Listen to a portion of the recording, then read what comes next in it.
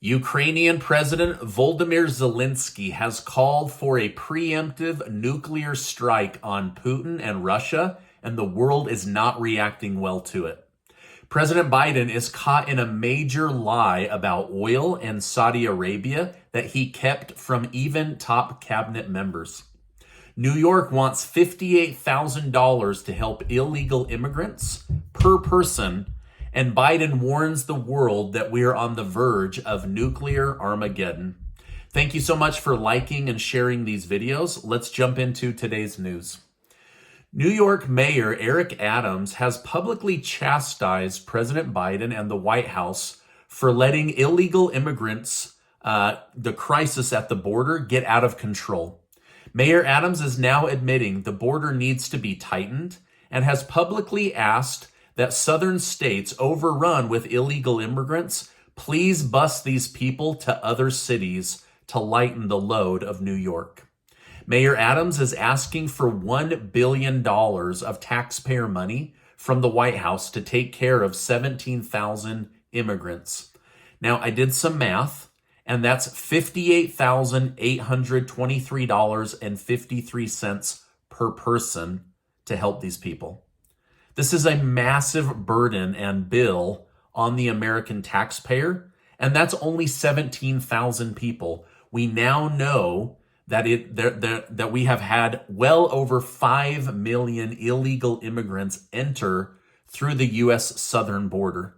So it's overrunning the system, and it's the taxpayers that are footing the bill. So New York is now changing their tune, saying, we're overwhelmed, we're running out of money, we're running out of food, we're running out of places to put these people. Republican Senator Chuck Grassley is alleging that he was able to unearth evidence from a whistleblower that indicated that the FBI is filled with corrupt people. The whistleblower reportedly provided internal records that showed 665 members of the FBI were forced into retirement after misconduct investigations between 2004 and 2020. The shocking fact was that 45 of these employees were in senior positions at the FBI, showing that the corruption isn't at the bottom, it goes all the way to the top. Now, following a review of the evidence, Grassley sent a letter to the director of the FBI, Chris Wray, which read, "The allegations and records paint a disgraceful picture of abuse that women within the FBI have had to live with for many years." So not only has there been 665 people let go for misconduct allegations, but there's also been numerous allegations of abuse against women within the Bureau. President Joe Biden has opened up about his genuine thoughts on Russia, Putin, and nuclear weapons during a Democrat campaign fundraising event. Biden stated, "We have not faced the prospects of Armageddon since Kennedy and the Cuban Missile Crisis. We've got a guy I know fairly well. He's not joking when he talks about the potential use of tactical nuclear weapons or biological or chemical weapons because his military is, you might say, significantly underperforming." Following this statement, Biden expressed uncertainty about how the Russia-Ukraine war will end. He stated, "I'm trying to figure out what's Putin's off-ramp. Where does he find a way out? Where does he find himself in a position that does not only lose face, but lose significant power within Russia?" Sadly, it appears the President of the United States himself doesn't even know how Putin gets out of this. So imagine Putin trying to figure out, how do I declare a win? How do I walk away? What's my off-ramp to get out of Ukraine without looking bad? Well, he already looks bad. All right, now, Ukrainian President Volodymyr Zelensky is calling on NATO to make a preemptive nuclear strike against Putin and Russia. Zelensky told leaders of Australia the best thing NATO could do would be to attack Russia and knock out their ability to launch a nuclear war. So this is like Bloods and Crips mentality, right? Gang member warfare. Kill them before they kill you. Now, the Kremlin has responded by calling Zelensky unbalanced. Top Russian Foreign Minister Sergei Lavrov said the Ukrainian government and Zelensky have shown the world they're willing to destroy the planet. He called Zelensky's comments crazy and said this is the exact reason Russia started the special operation against Ukraine. Zelensky was on a short list to win the Nobel Peace Prize, but some now worry his open rhetoric about using nuclear warfare against Russia before Russia can use it against the world may have lowered his chances of winning the Nobel Peace Prize. But I'd be curious to know, what are your thoughts? Is he right? Should we preemptively use nuclear missiles against Russia and Putin before they can?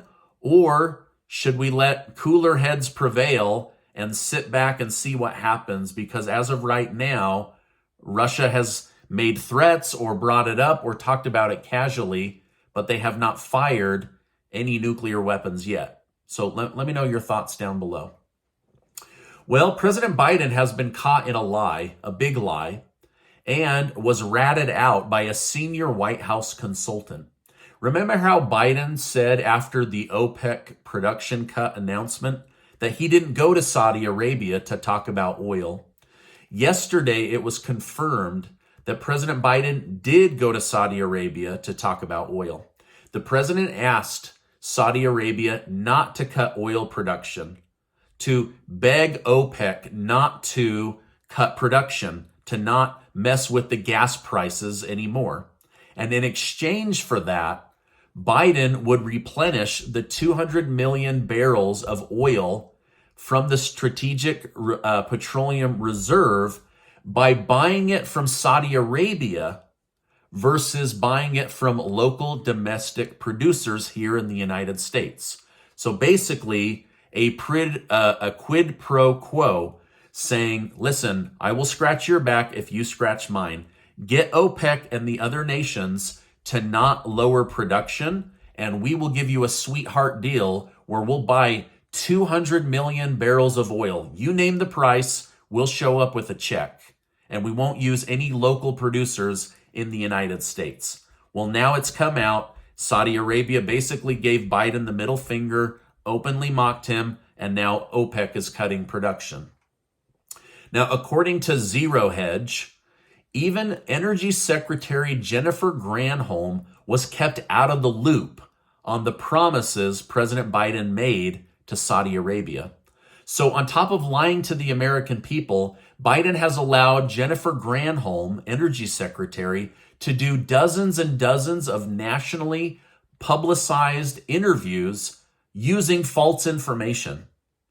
Now, an important question to ask is, why is the Biden administration using so much effort and political capital to get oil from OPEC versus just ramping up production here at home?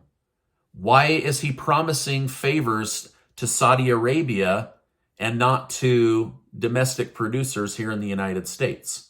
Why is he now, as of today, rolling back sanctions on Venezuela to start buying oil from Venezuela versus local domestic producers here in the United States? I don't have an answer. I'm asking you for your thoughts. Now, after OPEC cut the production by 2 million barrels of oil per day, Biden is now hopelessly fighting to keep gas prices from skyrocketing right before the midterm elections. The Biden administration is expected to approve leases for offshore and onshore drilling, but we won't see the benefit of that for many, many months. As of right now, the administration is considering approving between 27 to 84 million acres of federal land for drilling purposes. While this appears to be much smaller than what the former administration under Trump provided, it is a good start for Biden, and maybe, just maybe, we will see more oil production here in the United States. Now, it's really sad that it's taken them this long to come to this realization, but this is what we're all living through. This is all coming out in the news today. Now, top issues that determine the outcome of an election are presidential approval rating, the right track, wrong track polling data, gas prices, and stock market performance. And all four of these are not doing very well right now. Speaking of the stock market, top stock indexes or indices are down by 2 to 3.5% today. The S&P 500 is down 2.6%, the Dow Jones down by 2%, and the NASDAQ down by 3.6%. So the stock market is basically taking back all of the gains that it tried to rally for people earlier this week. In fact, oil prices have gone up 4% since the OPEC plus production decrease announcement. Well, some people are very happy with President Biden for a new announcement he made. Biden said that he will be pardoning all federal convictions for marijuana possession. Biden explained, there are thousands of people who have prior federal convictions of marijuana possession who may be denied employment, housing, and educational opportunities as a result. My actions will help relieve the collateral consequences arising from these convictions. Now, while this is good news, I am reading that there will be a stricter limit than what Biden originally led people to believe.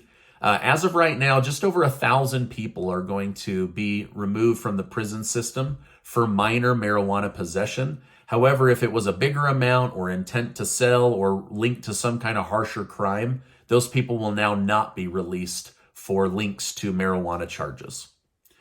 Now, according to just about every news outlet on the internet, the FBI and the Delaware Attorney General's office believe they have enough evidence against President Biden's son, Hunter Biden, to send him to federal prison. Hunter Biden illegally evaded U.S. taxes, committed a felony in order to purchase a handgun, used the Secret Service to cover up this situation, and then failed to disclose income from many foreign business dealings. This story is still ongoing, but unless the president steps in and shows nepotism and favoritism, it appears that Hunter Biden could be going to jail for some of his past behavior. Now, the Department of Justice announced they believe former President Donald Trump is still hiding documents from the National Archive, and they want them back. So either there are specific documents they're looking for and didn't find, or a new whistleblower has come forward and said they know where these documents are, although that's not been said publicly, or the Department of Justice is on a fishing expedition hoping that the former president and his legal team will spill the beans and say, actually, we do have more documents. So this is also an ongoing story. Either way, the Department of Justice is accusing Trump and demanding of Trump the return of any documents, especially those that are marked classified, as they may not have been declassified through the proper channels. A judge in Delaware has approved extended time for Elon Musk to go through with the purchase of Twitter after a long legal battle. After trying to get the price dropped multiple times, Musk was unsuccessful and has now committed to purchasing Twitter for the original $44 billion price tag. However, critics are unhappy with the judge for extending the time frame to October 28th, as they believe it will give Musk and his legal team more opportunity to try to back out of the deal. Lastly, after a year of legal battles, appeal court wins, and demands, the CDC has finally revealed COVID vaccination data that I thought you might want to know. After receiving the COVID vaccine, 782,900 Americans were sent to the emergency room or were hospitalized due to what the CDC is calling severe reactions. And 2.5 million people missed work or school because they were so sick after receiving their shot. Now, I wonder why the CDC would work so hard to bury this data about the miracle vaccines. It's just so weird. Anyway, remember, God gave you two arms, one arm to receive the Pfizer COVID shot and the other arm to receive the Pfizer flu shot. Thanks, Pfizer. This is my update for today. As I know more, I will definitely come on and share more with you. Make sure to take 20 seconds to sign up to be one of the winners of the $8,000 in cash and prizes that Casey and I are giving away thanks to generous video sponsors. 40 of you are going to win a hoodie and $100, and 4 of you are going to win $500. You can spend the money however you want. I'm excited to get those Freedom Lover hoodies onto you and that money into your hands. Thanks to all the video sponsors for their support of this channel. I'll make sure to leave a link down below. Now, before you go, I want to remind you that you are amazing. Never, never, never link your self-worth to government policy. You'll only be disappointed. Hey, make sure to check out this video and be subscribed to the channel. I appreciate you stopping by today, and I will see you on the next video.